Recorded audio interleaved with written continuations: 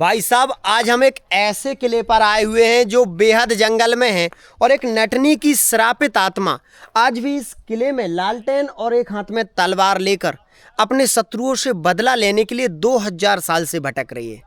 रात के समय किसी की हिम्मत नहीं कि यहाँ से निकल भी जाए। नटनी किसी को भी यहाँ से निकलने नहीं देती। नटनी का श्राप इस किले को लगा, जिसकी वजह से पूरा जर्जर में तब्दील हो गया, मिट्टी में मिलता चला जा रहा है।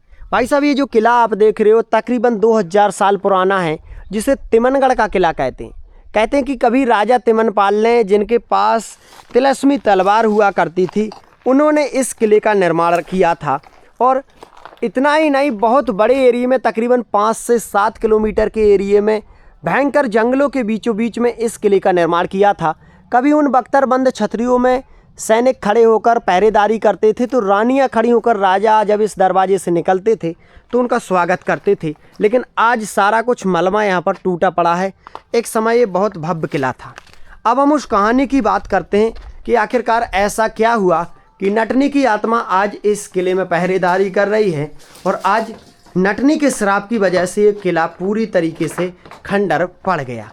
कहते हैं कि वो नटनी कच्चे धागे पर चलकर सागर को पार करने का करतब दिखा रही थी और राजा से ये बात तय थी कि अगर वो सागर को कच्चे धागे पर चलकर पूरा पार कर देगी ना, तो राजा उसे अपना आधा राजपाट दे देंगे। जब वो पूरा सागर पार करने की ही लास्ट में थी तो राजा के सैनिकों द्वारा रानी के इशारे पर उस कच्चे धागे को काट दिया गया और वो नटनी गिर करके उसकी जान चली गई। और उसने गिरते गिरते ये श्राप दिया कि ये पूरा किला पाषाण यानी पत्थर का हो जाएगा, सारे लोग पत्थर के हो जाएंगे, ये कभी बस नहीं पाएगा, आबाद नहीं होगा।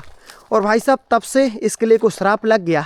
कहते हैं कि आज भी नटनी की आत्मा हर एक दीवार पर, हर एक बुर्ज पर रात के समय लालटेन और तलवार लेकर इस किले की पहरेदारी करती है। आज भी वो रोती गिड़गिड़ाती हुई अपना बदला लेने के लिए इस किले के चारों तरफ घूमती है।